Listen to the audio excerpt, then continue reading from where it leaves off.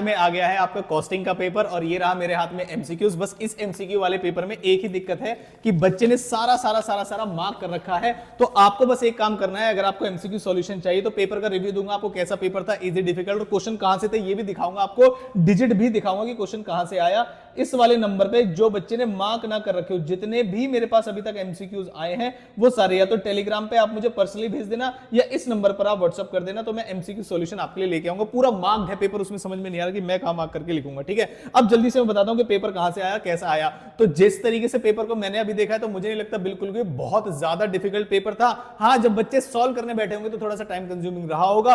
MCQ जब आप मुझे अच्छे से भेजोगे तब मैं उसे सॉल्व कराऊंगा। अब आते हैं पहले वाले पेपर पे कि सर बताओ पेपर कहां से आया। तो एक दो क्वेश्चन मैं आपको दिखाता हूं जो मैंने मार्क कर रखे हैं, देखो जरा ध्यान से। ये है क्वेश्चन कॉस्ट अकाउंटेंट वाला, जिसमें रीऑर्डर लेवल पूछा है, जिसमें मैक्सिमम कंजम्पशन पर डे और मिनिमम कंजम्पशन पर डे। और क्यों मैं आपसे कहता हूं कि पुराने वाले आईसीआई के प्रैक्टिस मैनुअल जो है बहुत इंपॉर्टेंट होते हैं। अब देखो प्रैक्टिस मैनुअल दिखाता हूं मैं आईसीआई वाला, पेज नंबर 62 पे देखो जरा ध्यान से, पेज नंबर 62। अब जिस बच्चे ने ये वाला क्वेश्चन कर रखा होगा, ये किसी आरटीपी एमटी में भी मिल सकता है, पता नहीं आपने ऐसा क्वेश्चन किया था या नहीं किया था, सेम लेवल का क्वेश्चन है। मैक्सिमम कंजम्पशन पर डे और मिनिमम कंजम्पशन पर डे आपको निकालना है। Reorder level, economic order quantity, minimum stock level, maximum stock level given है। अगर आप ऐसा क्वेश्चन एग्जाम में करके जाओगे, reorder level, reorder quantity, minimum stock level, maximum stock level, तो आपको 110%, और कुछ केस में तो अमाउंट भी सेम मिल जाती है, 1 लाख यूनिट्स, 1,90,000 यूनिट्स, और शायद पेपर में भी यूनिट्स भी चेक कर लेता हूं, ये रहा 1 लाख यूनिट्स और 1,90,000 यूनिट्स। तो अगर आप ऐसा क्वेश्चन करके गए हैं, जो कि मैं अपने बैच में खुद कराता हूं, प्रैक्टिस मैनुअल फाइनेंशियल मैनेजमेंट का भी कराता हूं और कॉस्टिंग का भी, ये पुराने सिलेबस 2016 में हुआ करता था, लेकिन क्वेश्चन आज भी, क्योंकि कॉस्टिंग में कोई अमेंडमेंट नहीं आती, तो भाई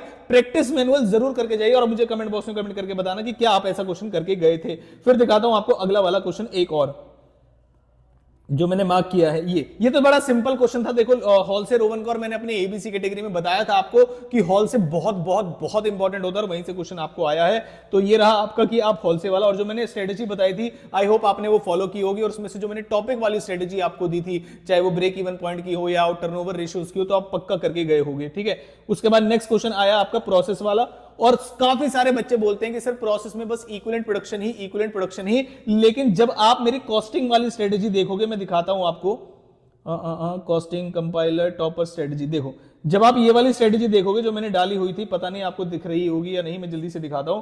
उसमें मैंने सबसे पहले ये बताया था कि भाई कॉस्टिंग में, प्रोसेस कॉस्टिंग का मतलब बिल्कुल भी ये नहीं होता कि तुम इक्विवेलेंट प्रोडक्शन के पीछे पड़ जाओ। हर एक चैप्टर वाइज में टॉपिक होते हैं। जैसे मैं आपको दिखाता हूं, ये रहा प्रोसेस, तो पहले में आपको मैंने कहा था प्रोसेस अकाउंट्स बनाना, और मैंने ये भी लिखा था प्रोसेस का क्वेश्चन आएगा ही आएगा और अलग से आएगा, और ये प्रोसेस का क्वेश्चन आपको दिखाई दे रहा होगा। टॉपर स्ट्रेटेजी जो मैंने वहां पर लिखी थी, उसमें देखो ये प्रोसेस अकाउंट्स बनाने के लिए, इक्विवेलेंट प्रोडक्शन मैंने लास्ट में लिखा है, सबसे पहले लिखा प्रोसेस अकाउंट बनाने में, वो आया आपका। लेबर में हॉल से रोवन मैंने सबसे पहले लिखा, वो दिख गया आपको। मटेरियल में इन्वेंट्री कंट्रोल सबसे पहले दूसरे नंबर पे था, वो दिखा आपको मटेरियल के अंदर। और बाकी भी पेपर मैंने ये पेपर प्रेडिक्शन की थी, टॉपर स्ट्रेटेजी वाली बताई थी, बताना ऑडिट के लिए भी करूं या ना करूं, ठीक है।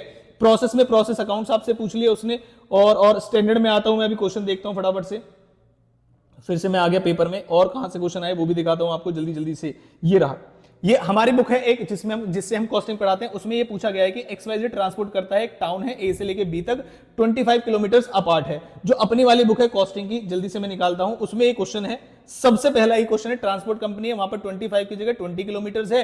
कंपनी में बस की कॉस्ट दी हुई है 1 लाख रुपए, इंश्योरेंस है 3% पर एनम। बस जो हमारी बुक के अंदर है वो 3% पर एनम पे आया है इंश्योरेंस, और जो एग्जाम में आया है वो आया है आपका 2%, 5 लाख। 1 लाख की जगह 5 लाख की बस है, और 2% पर एनम है। और ये जो बस है राउंड ट्रिप्स कितने लगाती है, जो क्वेश्चन में गिवन है, बस लगाती है 4 राउंड ट्रिप्स ईच डे, जो हमारी जो आपके पेपर में पूछा गया है। और जो अपनी वाली बुक है उसमें दिखा गया है कि बस कितने राउंड ट्रिप्स लगाती है, बस यहां पर 3 राउंड ट्रिप्स लगाती है। बिल्कुल पहला बेसिक क्वेश्चन यहां से शुरू करते हैं, और पेपर का लेवल, इसका मतलब समझ में आ गया कि बेसिक लेवल का 8 नंबर का उन्होंने क्वेश्चन पूछा है, जिसमें कोई भी दिक्कत नहीं आएगी। और बस 25 दिन चलती थी, हमारे वाले क्वेश्चन में भी 25 दिन चलती है। इस तरीके से कुछ पेपर था। और दूसरा आ जाते हैं भाई पेज नंबर 417 पे, एक ऐसा क्वेश्चन था, अब काफी सारे बच्चे अगर स्टैंडर्ड कॉस्टिंग में फंसे हैं तो मैं आपको बताता हूं कि पेपर आया कहां से। ये देखो जरा ध्यान से, पेज नंबर जाऊंगा मैं 417 पे, ठीक है।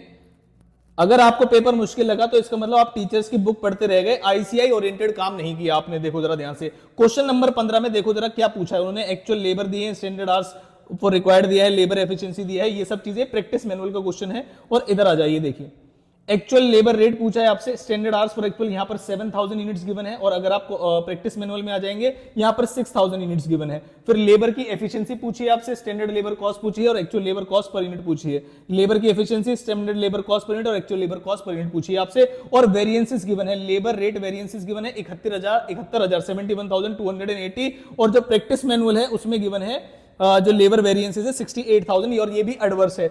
एफिशिएंसी 105.3% है, और ये रेगुलर क्लासेस में मैं कराता हूं, फास्ट ट्रैक में भी कराता हूं, और ये रहा 106.8%। इसका क्या फर्क पड़ा? अगर आपने ऐसा क्वेश्चन करके गए थे तो आप बहुत आसानी से कर सकते हो, लेकिन भाई अगर आप फर्स्ट टाइम एग्जाम में ट्राई कर रहे होगे तो आपका एग्जाम में बहुत सारा समय भी गया होगा, और बहुत सारा क्या नाम है आपको कोई श्योरिटी नहीं होगी कि आंसर आ ही जाएगा या नहीं आ जाएगा। बहुत सारे बच्चों को ये नहीं पता होगी एफिशिएंसी का करना क्या था, जबकि एफिशिएंसी से एक्चुअल आवर्स, स्टैंडर्ड आवर्स का फॉर्मूला लगा के आपको इंफॉर्मेशन मिलनी थी। तो ये कुछ ऐसा पेपर था जो मेरे हिसाब से मैंने कहा एक अर्ली रिएक्शन वीडियो डाल दूं आपके लिए। एमसीक्यू आप जितनी जल्दी मेरे पास भेज दोगे, बिल्कुल नीट एंड क्लीन आपको एमसीक्यू सॉल्यूशन यहां पर मिल जाएगा। आई होप वीडियो आपको अच्छी लगी होगी। अगर आपको ऑडिट के पेपर प्रेडिक्शन या इंपॉर्टेंट चीजें चाहिए तो मुझे बताना।